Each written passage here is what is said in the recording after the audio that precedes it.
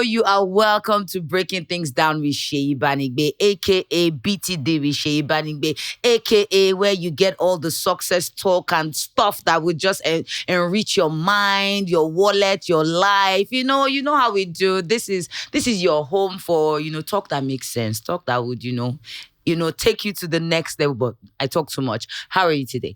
I'm happy you're back here again. And as you know, we have a hot topic like we always do. Something that we would get all of us thinking. Because even while we're preparing for this, I was just thinking like this thing is so deep. It's so deep. If only everybody could catch it. Anyway, today we'll be speaking on when is the right time to pivot. Yes, pivot.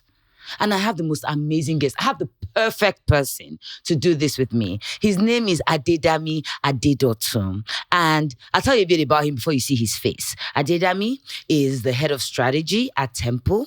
He is the founder of B-Ball Nigeria, which is a basketball media platform. And he's also the founder of Fancified, an e-commerce sports platform. Welcome to BTD with Seyi Adedami Adedotun. Why are you laughing? I don't think anybody has gotten me excited like this in a very long time. Why are you so tickled? You're here. This is Breaking Things Down with Seyi. So I'm happy you're excited. Thank you very much for having me. I like talking when people make me talk. So yeah. He doesn't talk much. Yeah. Nice to have you on the podcast. Yeah. I'm happy to be here. Thanks. Thank you for coming. Adedami, So today's topic is when is the right time to pivot. Adedami is the poster boy for, when you talk about career pivoting, like when you say someone was building something global, big, massive, and he just stops the whole thing and says, you know what? I'm changing direction. Bam. How many people do that in Nigeria? Or even in Africa? The problem is that poverty. There's so much fighting us that we don't think of pivoting once something is working. So Adedami, I know you. We were in PricewaterhouseCoopers, PwC together at the time. I know you're a tax expert, and all in all, you spent about 10 years working in tax. And Adedami woke up one day and said, no, it's basketball. I want a career in basketball media, basketball development. There's potential in this. This is my passion. Where bag of rice is now what? Is it like 80,000, 100,000? Adedami said, basketball.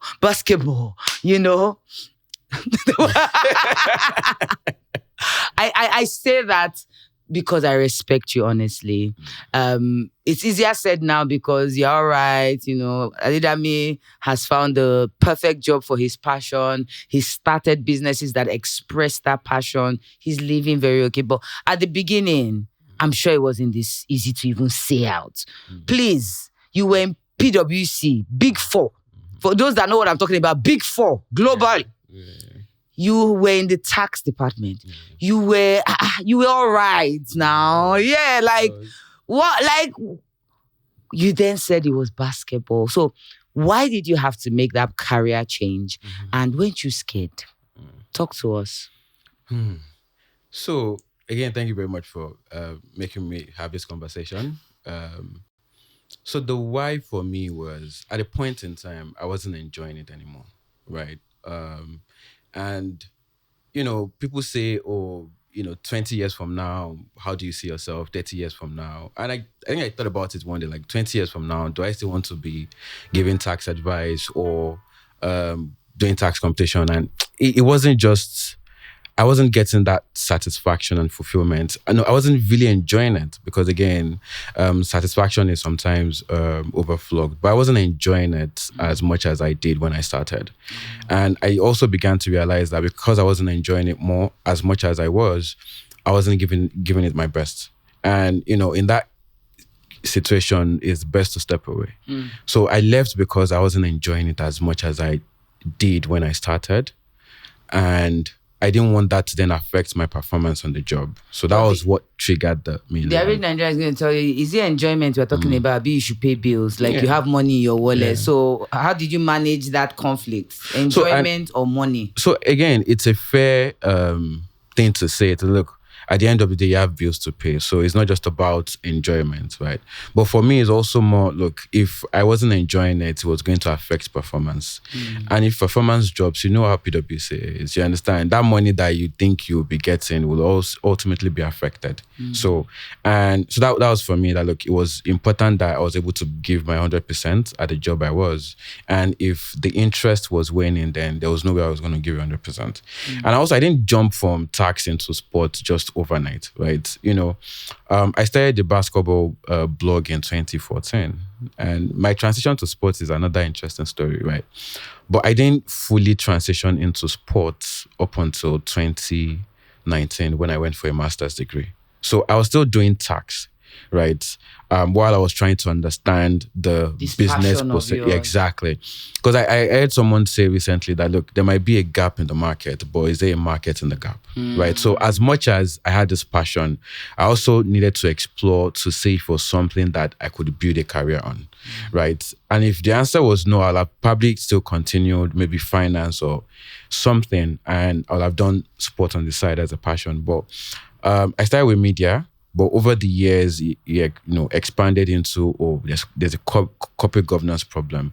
There is a lack of business understanding in sport. So I found a way to make a career out of it before deciding to then finally jump ship from tax into sport.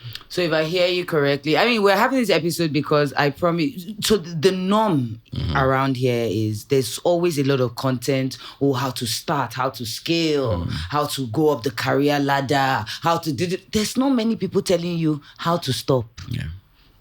And sometimes you need to just stop. Yes. Yeah. And this conversation is actually inspired by or from my conversation with Two-Face, well, now Tubaba on season 3 of Binging with Game Changers. If you want to watch it, and if you're watching us on YouTube and you want to watch it right away, go to the description and click the link there. But you can also go on BTG Network once you're done with this and watch it. But it's a good one. He dropped a lot of nuggets. But he said that he just harped on the fact that, when we're talking about how people can thrive in the music industry, and he said, look, some people just need to stop. Yeah. Like, the fact that you love music doesn't mean it's going to feed you. And that struck a chord with me, and I'm like, this thing doesn't only apply to music. It actually applies to a whole lot of, Adedami has said for him, it was, look, I'm not enjoying this thing. If I'm not enjoying this thing, my productivity, my effectiveness is going to keep dropping. Obviously, you're a man of integrity. You did not want, that's it. But what are the signs? How do people, because people are watching and saying, maybe I should also change like him. Should I pivot? But before we talk about the financial implication or how to even pivot, how does one even know that what they need is to actually change career and not change jobs? Because you can also change jobs and get happier. Yeah. So from the way I said, your current job must serve like 3 purposes, right? There must be some form of career advancement or potentials for career advancement in your current job. It should give you some form of career satisfaction. So satisfaction should be there. And also financial satisfaction. So you should be able to make money off the job you're at, right? Now, for balance sake, if you get 2 out of 3, then you're fine. Right. So it might be just career satisfaction. Potential for advancement. And financial satisfaction or reward. Right. So if you get 2 out of those 3, then you're still pretty much good. Yeah, okay. The money might be good, you might get satisfaction off it, but you might not be promoted in another 8-9 years. But if there's money, why not? The money is being increased, you're fine. Yeah. Or look, there's potential for career advancement. Yeah, you're being promoted regularly. It's good for your career. There's satisfaction in it, but you're not making as much as, you would want to make. That can be some form of delayed gratification. Like, look, follow the advancement. Guess you are satisfied with it anyways. And hopefully at a point in time, it all adds up in terms of financial reward, right?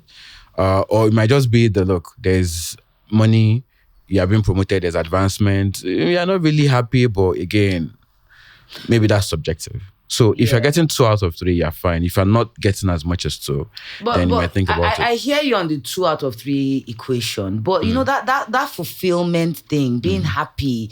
You, like you said, to me, it sounds like the major reason you left tax was because you were not fulfilled. Yeah. You weren't enjoying it. Yeah. But people are going to look at us now and say, what is enjoyment? We are saying, will enjoyment pay rent? Will enjoyment pay school fees? Will enjoyment pay this? So when people tender such reasons, you are made to feel stupid a lot of times when you say these things. How important is enjoying what you do and, you know, that fulfillment? Well, put some weight to it. So it's quite critical, right? Because like I said, for me, I could see the impact of me not enjoying it in my performance, right? So if you do something begrudgingly or you're not enjoying it but you're doing it, it has a way that it shows up in your performance. So it's quite... Apart from performance, what else? How describe unfulfillment to us. So again, maybe somewhere down you don't want to live a life sad. So you want to live a life of regret, right? And yeah, so there will be some form of sadness. Look, you wake up and you're not excited about life. About life. You understand? Because work is life. Work is life. I tell people this. Work forms you wake up and first you're thinking about is I'm going to work and you don't get back home until late. That's like half of the day. You get home, spend a few hours, you go to bed. So if you're not excited to wake up and do anything, then that's a problem.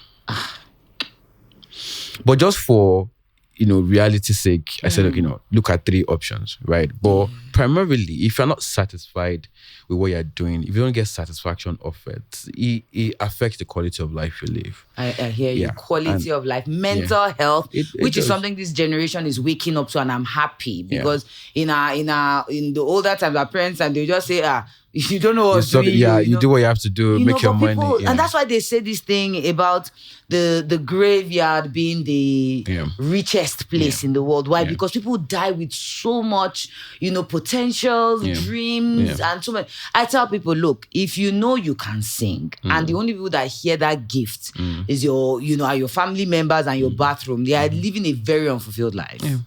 And nobody's asking you to become a Rema or anything, but there's a gift. But just do something with it. The joy that comes with expressing something you are passionate about. My body is shaking because I don't know. There's something about it I can't even fully describe. Absolutely. And if you're not experiencing that thing yet, please. And it doesn't have to be where you make money from, because I think that's the balance we are going to bring to this conversation. You're one of the fortunate people that was able to tie their passion to their money making, income generation. Yeah. A lot of people in Nigeria can't afford to do that. Yeah. So the middle ground I would suggest is, hey, keep the job that's paying your bills, but you have to make out time, even if it's a volunteer role. That thing you are passionate about. Some of you is cooking, as in when you just being in a kitchen, just join a cooking club, start a cooking club, or go to cooking school. Some of you for some of you is the craziest thing.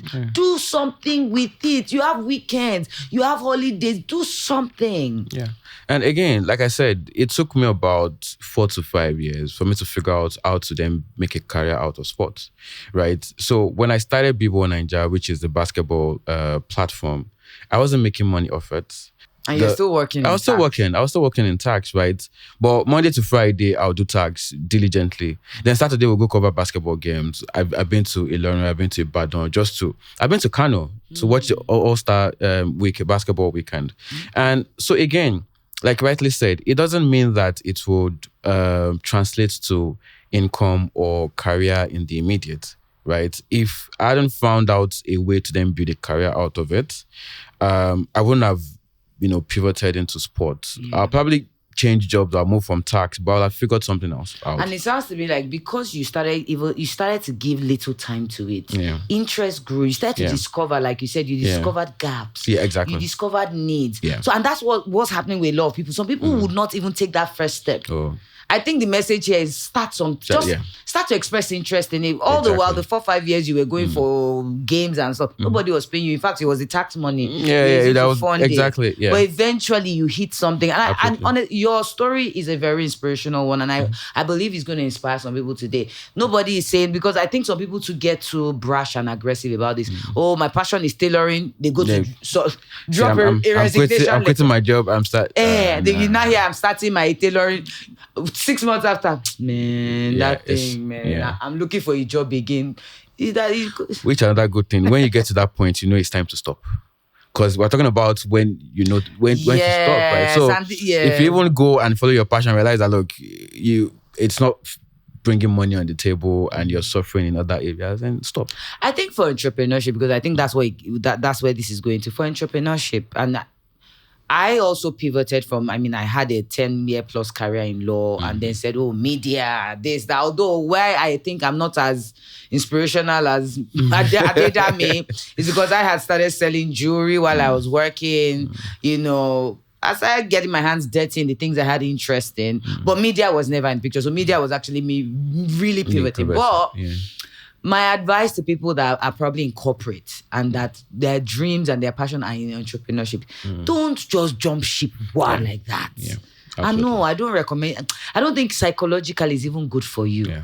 Well, you can do that. You can make that, brash shift if you are loaded. Yeah. Yeah. So there's enough money for 2, 3, 4 years that you can be spending while you're making your mistakes. Because for most businesses, for the first few months or years, you're making mistakes. Yeah. You're not scaling yet. Absolutely. So I think, is there a way you can start that thing on the side? For some people, there's conflict of interest. Yeah. They might not be able to start. Are you researching? Yeah. Are you, there's a way you that spend time mentally and in so many ways building a dream that when you now step out, it's a safer way to. But please, in this economy, I don't advise any exciting. Don't watch this and say, yes, Adedami went from tax to basketball. This is the signal I needed. I'm quitting. No, this is not the signal. We are saying be strategic. Absolutely. We're saying give life to your interest. Absolutely. It won't make money at first most times. It might not, but eventually. Yeah. And I think that's what excites me about your story. You didn't even think basketball would, I know this passion even led you to your current company you currently work with. Yeah. It was the passion that, because you said you were hired as the head of sports. Yeah. And that was because you chose to even express your interest. Yeah. Some of you have not even gone as far as telling anyone. Yeah. And I had to go do a master's. Yes. So master's in what did you do? Sports business management. Oh, wow. You meant business, though. You were serious. So I had to do it correct. Like, let me do. Once I figured out, like, look, you know what? Sports is big. This is how big sports is in other regions, other countries. This is how big sports can get in Nigeria. We're like, what? 10, 20 million people. Content is king, right? Like you know. And sports is that industry that you can get content 24/7. Easily. Emotional ones. You understand? So the potentials for sports in Nigeria is still there. We haven't even scratched the surface. Once I figured that out, I realized that, look, I'm passionate about it. I have some foundational consulting and business skills. Let me go add those sports knowledge. Do you understand? So let me get education. So I went for a master's degree and I came back, I joined Temple. So and I also volunteered with the Nigeria Economic Summit Group to then write the sports industry policy. So it is, again, ensuring that there's a strategy around pivoting, right? I didn't just go from, I like basketball to I'm quitting my job, I'm doing basketball. No, it took me time to, first of all, understand what the passion felt like, what the opportunities are, then the skills I needed to have before I then finally pivoted. It looks like to me, the fact that you even accepted that, look, this is what I'm passionate about, and let me start to give it life. Let me express. I think that's where all of this is from. Because if you're not going for games, because from going to those games, you're meeting people. Absolutely. Conversations will start, and then before you know it, they're like, oh, do you want to join this body of people doing this? Yes. Do you want to join us? Before you know, you're saying, so we have this problem. Then you because obviously there's some local intelligence you must have gained enough to say you're going to study. Absolutely. Then you went to study, and then you got a master's, and then you're getting a job that even then provides even a better platform to, so it's baby steps. I think that's what I learned from you. And like, I think I will speak for the entrepreneurs. There's some people, look at me, I'm talking to you. You've been running that business for several years. It's minus. Actually, Black to Glam, my jewelry brand, we were hitting a loss for quite a number of years. So I can't. That's not enough reason to change or to pivot or to change sectors. But if you're constantly at a loss, and then you are looking around locally, globally, and you can't even see people making money in that sector, you should ask, or maybe the people that are making money have something that you probably can't attain in the near future, like is unreachable for you. Maybe you need to get into a different sector. Because we keep talking about grow that biz, SME growth. So stop. Some people need to stop it because that thing is going nowhere. Yeah. It's going nowhere. Yeah. So for some of us, we have products that have been launched in the wrong time. Yep. Some of us have products that it's selling abroad, can never sell here. Nigeria, yeah.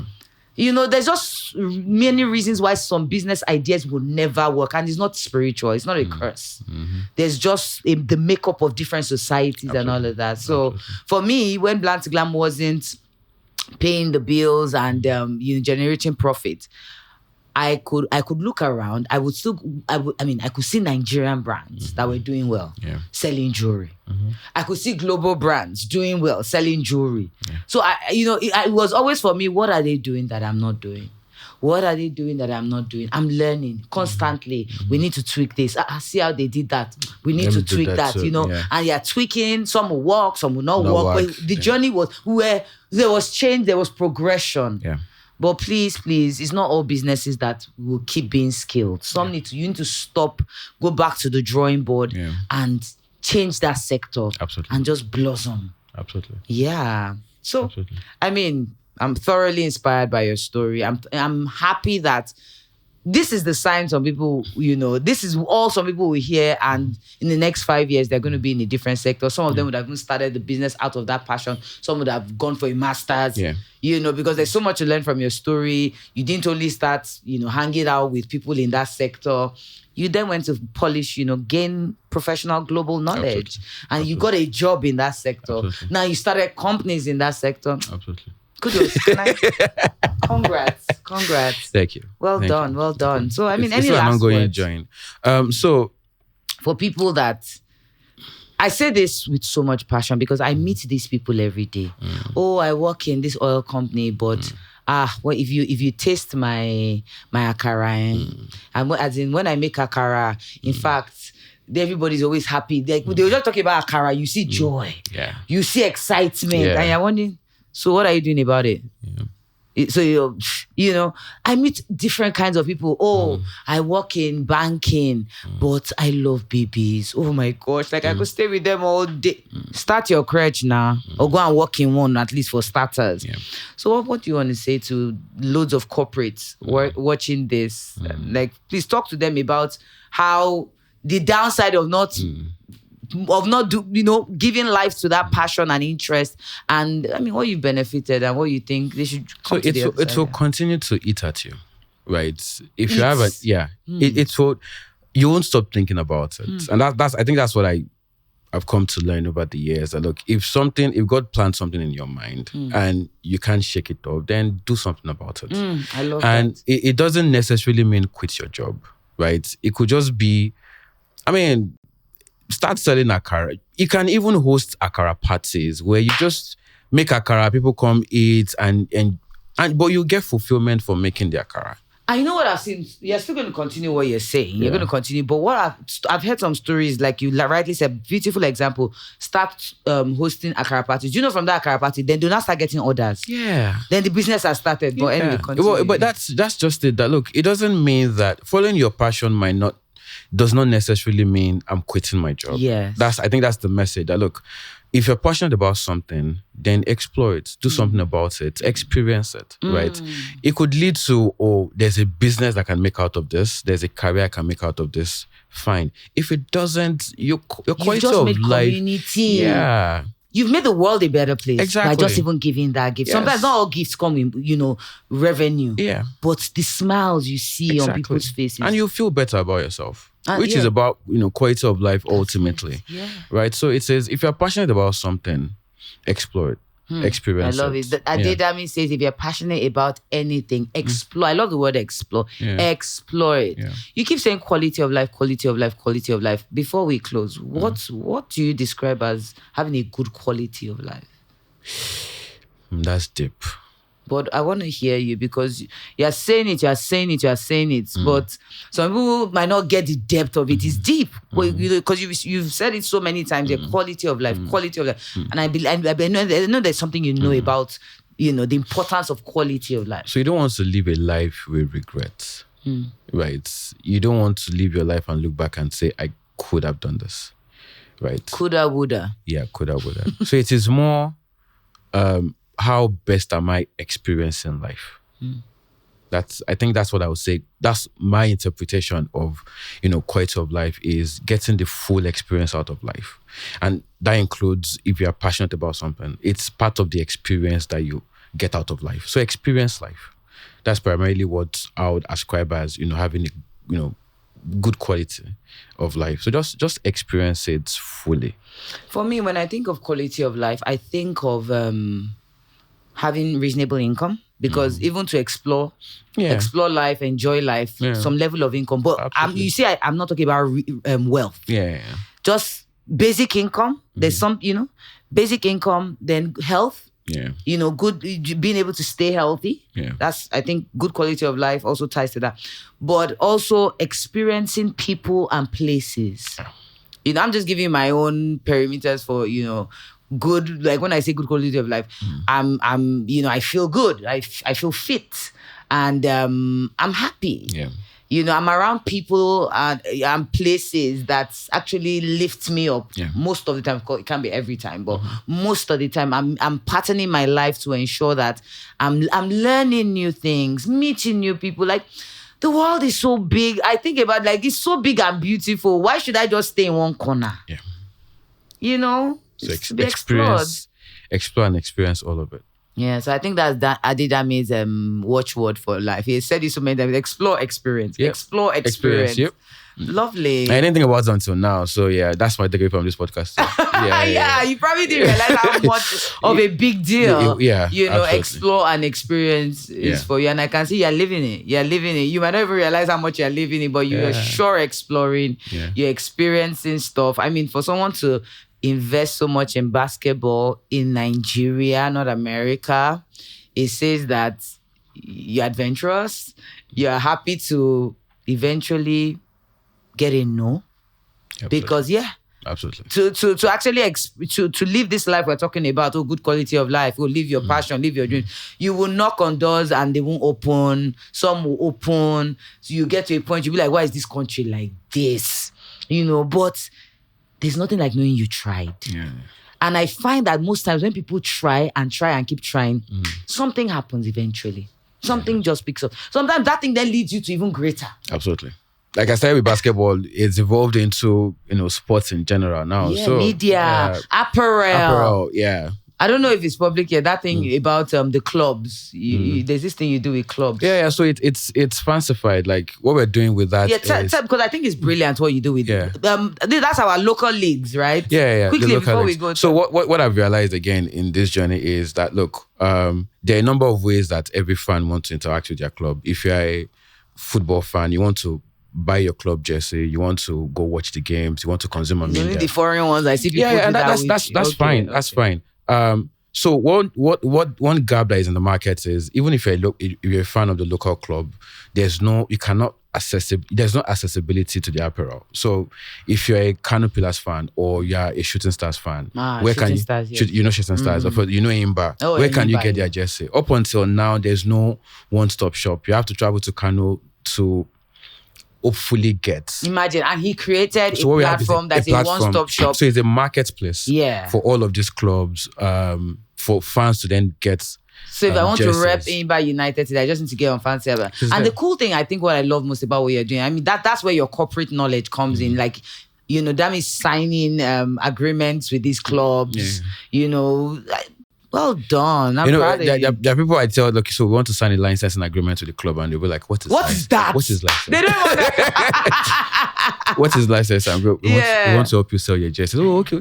They don't get it. So it's been fun. Well, and that's the beauty of. That's why, honestly, personally, I always endorse. Please work in an organization before you go and say you're doing this thing called entrepreneurship, because it will always be different when you've related with minds that understand how organized corporate structures should be. It just does something to you when you're eventually going to do your own. Thank you so much, Adedami. Thank you very much. It's been fabulous speaking with you. I like talking about the things I like talking about.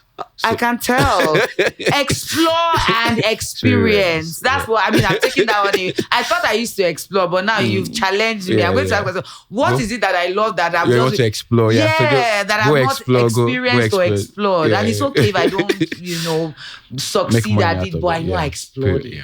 Thank you. Thank you. If you are watching us and you have not subscribed to the channel, hurry, hit that subscribe button, because there's a whole lot more exciting conversation coming on here. And if you're listening on a podcast platform, make sure to drop a review, make sure to follow, make sure to share. I think this is some rich stuff, and I think a whole lot more people need to hear this stuff. But thank you, Adedami. Thank you for watching. And thank you, because I know you're going to share this. And till I see you on the next episode, keep being the best in everything, anything. And keep exploring and experiencing. Yes, that's what we're leaving this episode with. Keep exploring and experiencing the world. Life is so beautiful, so big. I mean, why live a boring life? You have no right, no reason to be boring. Explore and experience.